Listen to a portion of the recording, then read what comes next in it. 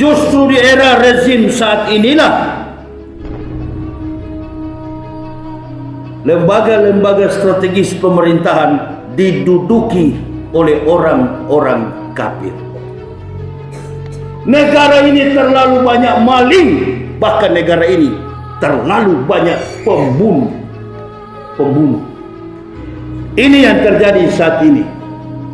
Atasan membunuh bawahan, pandang enteng kepada bawahan. Allahu Akbar. Ingat Bapak Ibu, saya tidak mau mencampuri urusan ini, urusan politik. Tapi seluruh bangsa tertuju kepada kasus Brigadir Joshua Huta Barat. Bahwa inilah skenario yang Allah bukakan agar orang-orang pengkhianat, penjahat, mafia di negara ini dibongkar oleh Allah. Subhanallah walhamdulillah wa la ilaha illallah. Baru melewati 1 hari lamanya kita melaksanakan peringatan proklamasi kemerdekaan Republik Indonesia yang ke-77 tahun. Dari tahun 1945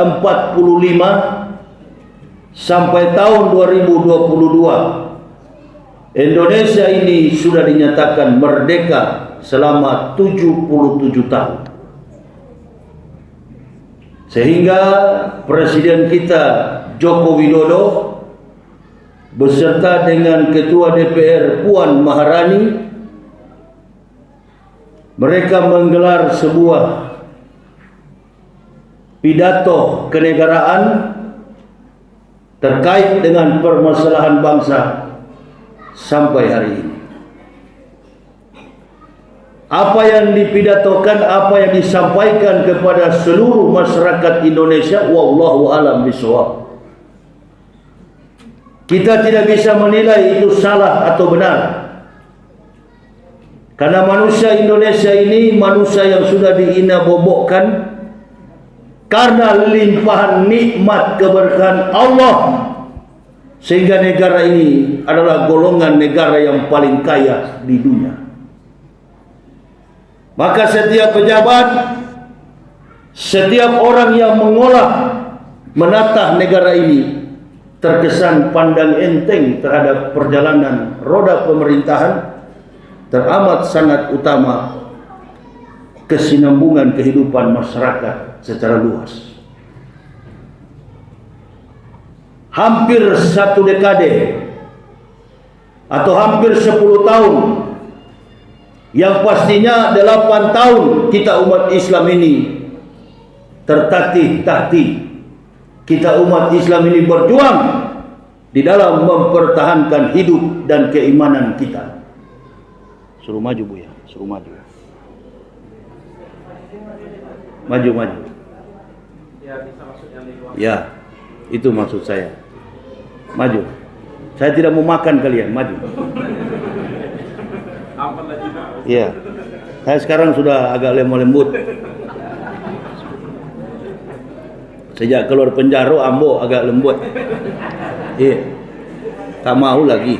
Yo.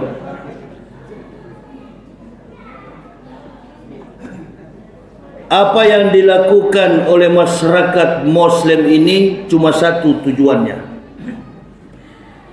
Umat Islam ini tidak banyak yang dia minta kepada negara.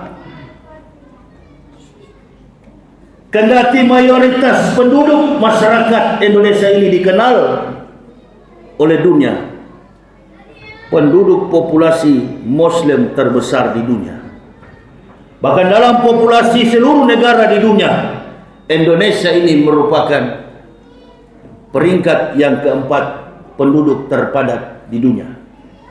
Yang pertama China, yang kedua India, yang ketiga Amerika, yang keempat Indonesia.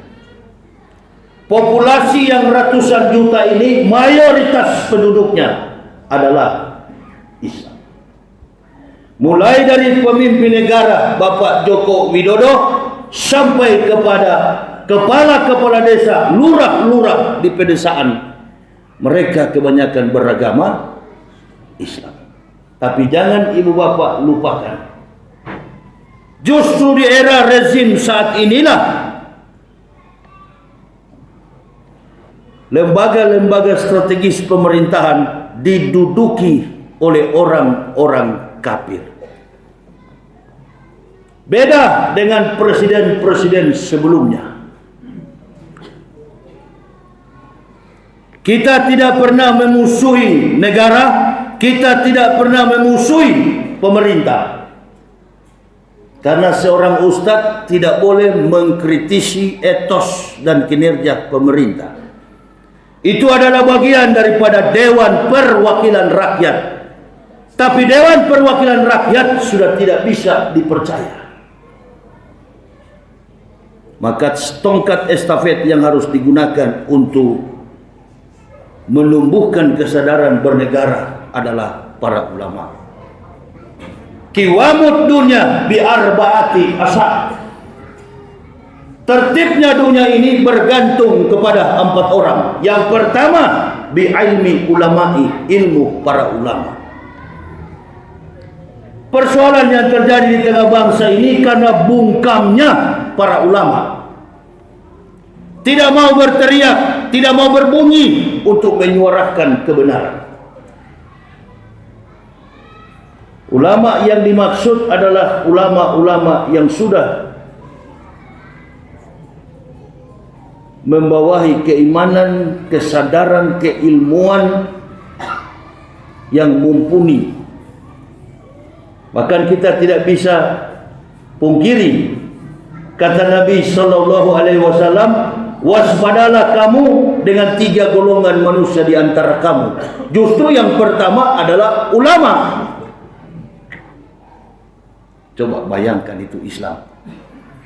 Apa yang disabdakan Nabi SAW hampir 1500 tahun yang lalu terjadi pada hari ini. Ihsyaru salasa asnafin minanasi wahum. Waspadalah kalian dengan 3 golongan manusia di antara kamu. Yang pertama, al-ulama'ul ghafilun, ulama yang lalai. Yang kedua, wal fuqara'ul mudahinun, orang miskin yang sombong. Yang ketiga, wal mutasawwifunal jahilun, orang sufi yang bodoh. Saya pikir kalau sudah ulama berarti taktik dan strategi politik memainkan Islam dalam peran kehidupan rumah tangga, bermasyarakat, berbangsa dan bernegara bisa diandalkan. Tetapi menurut Nabi ada ulama-ulama yang lalai. Siapa ini maksud Ustadz Yahya ini? Tidak usah jauh-jauh lah.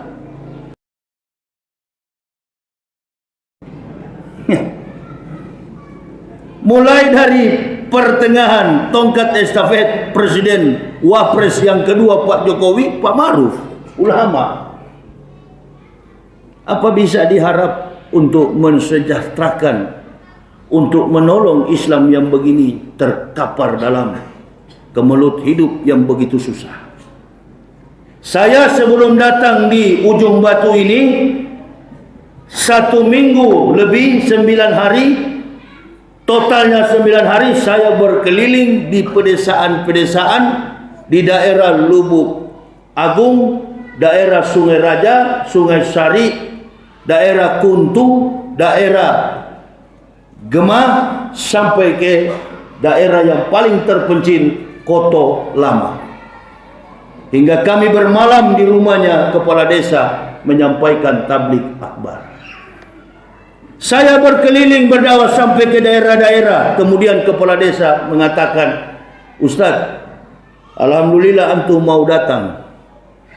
Jangankan Ustaz dari Jakarta, dari Kampar pun tak mau datang kemari. Minta ampun jalannya itu. Ibu bapak kalau ke sana saya pikir sudah nggak mau kembali ke sana lagi. Lubangnya besar-besar. Daerahnya becek, merupakan daerah persawahan, merupakan daerah perkebunan sawit. Bagaimana kalau daerah dilalui oleh truk-truk sawit? Bagus atau bagus? Bagus atau bagus? Bagus. Memang umat Islam mesti diajak begitu, biar jelek bilang bagus. Karena beginilah kondisi kehidupan kita orang Indonesia. Tetapi Allah mengajarkan kepada kita bersyukur. Nasta'inu bisabri wa sholati innallaha ma'as sabirin. Backup daripada syukur itu adalah sabar. Coba bayangkan, ibu bapak kita yang di Riau ini, dulunya waktu pilpres, kita kan pilih Prabowo atau Jokowi? Sudahlah Prabowo. Lalu apa betul Prabowo kalah? Insya Allah Prabowo menang. Tapi yang dilantik Pak Jokowi. Nah ini sekarang ini orang berebut jadi presiden. Tanggal 3 Agustus saya ceramah di lapangan terbuka, lapangan bola kaki yang ada di desa Kebun Durian, Lipat Kain, Kecamatan Gunung Sailan, daerah Riau sana, ke sana, daerah mendekati apa itu, mau pergi ke apa ini, tembus ke Sumatera Barat sana, Kiliran jauh, daerah sana. Begitu saya membuka mukadimah, pembukaan ceramah, saya duduk dengan Pak Camat Gunung Sailan, Haji Mus Naini, sarjana agama, itu camat di sana.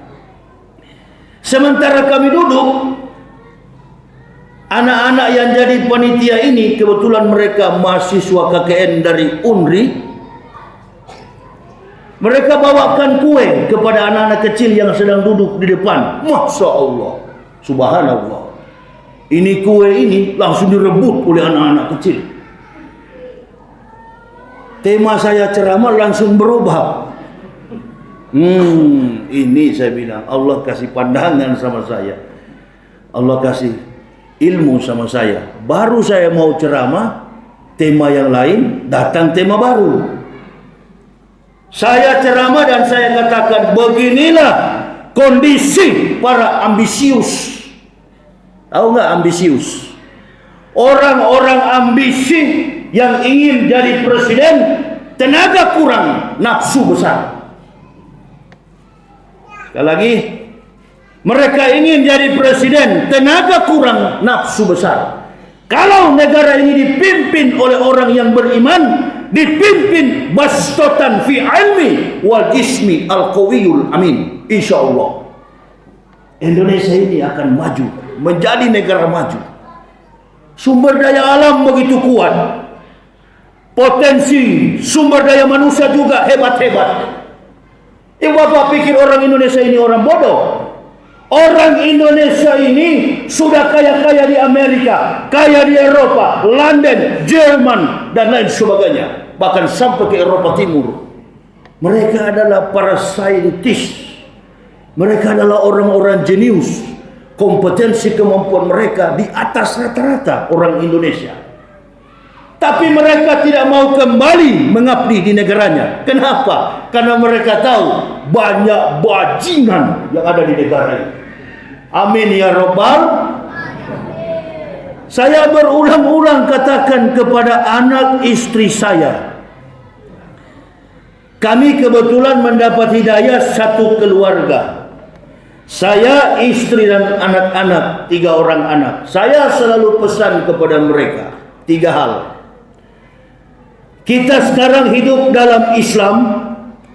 Segala tindak tanduk perbuatan kita, Allah subhanahu wa ta'ala selalu mengawasi.